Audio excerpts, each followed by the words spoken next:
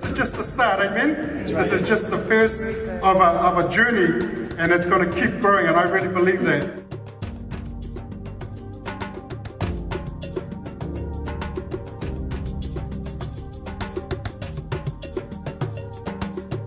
And so, you know, tonight, when we think of this vision, you know, this gathering of 3,000 men, you know, I truly believe that this vision is going to continue to not only prosper and flourish, but what it's going to do for the people in our community, particularly as Pacific people, it's going to be transformative, it's going to bring change. You know, sometimes they talk about it, this brown tail, and it's a term that, I don't know, social commentators and maybe researchers and policy people have sort of developed over many years, this brown tail. And it's a term I really hate. I have to say, I dislike it. And I know that all the leaders in this room, and when we're all leaders in this room, really detest that term. But what they're referring to is sort of the social and economic underachievement of our people, and those stats that they sort of define, they like to define us as this sort of brown tail.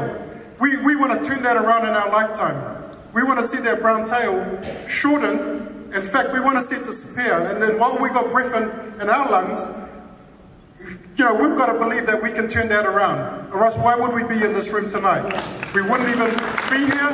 We wouldn't have the brave courage to be part and to commit to this calling and to what's been raised up here tonight. And you know, I was raised by a Samoan mother out in West Auckland in Henderson. My own father passed away when I was 4 years old.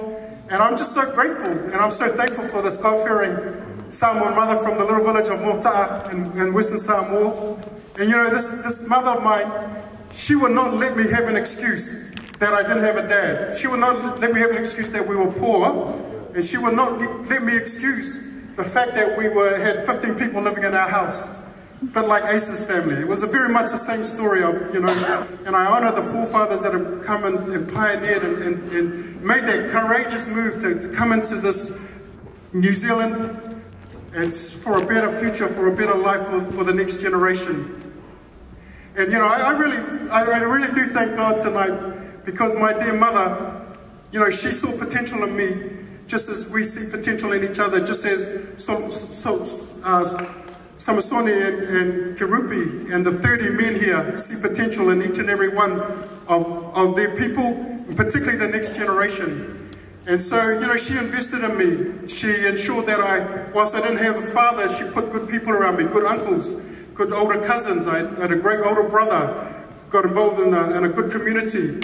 And I stand here today and testify that I'm the byproduct of a great village. You know, it takes a village to raise a child.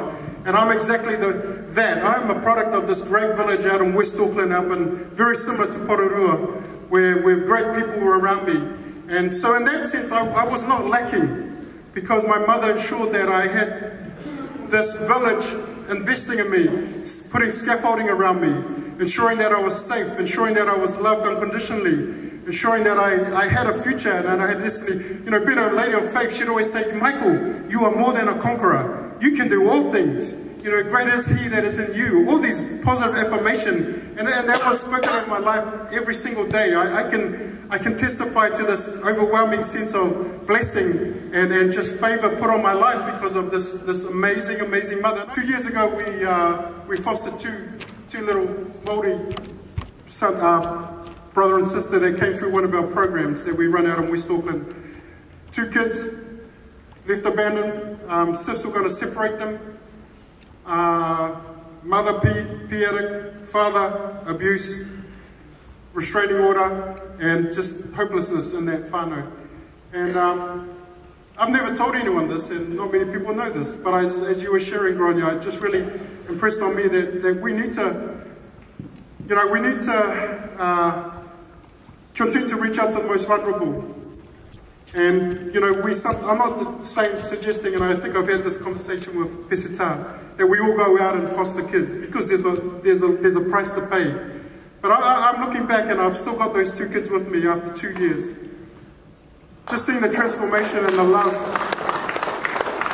and the shift of mindsets and attitudes and deep in their spirits by just coming under the influence of parents that love them and brothers and sisters that care for them and value them. And just through that investment and that influence, things are changing. And then what happens then is our prayer, and we hope that they get reunited with their mother. And she's doing well in Odyssey House, and she's moving on, and she might get them back. But obviously our prayer is that they don't go back into their environment and things go. We've got to invest in them while we can. See the shift in attitudes and mindsets and habits. And if you can do that for one or two, you know, you'll be amazed that if we collectively do that, tato, you know, there'll be great outcomes and great shifts. And we've got to believe it, because it's not hopelessness. Otherwise we wouldn't be here. Otherwise our community leaders, our politicians, our CEOs of our ministries and all these, and each and every one of you, we've got to truly believe that collectively, tato, and I acknowledge Tangata Whenua here because we're moving with them too to do this, and I'm saying that as a Pacific leader, we've got to do this together with Māoridom, is that we can see shifts, and it starts with little things. It might start with one or two kids, but we can see change, we can see a better future, and we can see the kaupapa and the vision of this coming together realized in our lifetime. The long brown tail, no more. Instead of the tail, with the head, and we've got to believe that. Because that's where the hope is, and that's where we can create a better future for the next generation and the next generation. We want them to be better than us, just like our parents wanted us to be better than them and to have a better future and fully realize their total potential.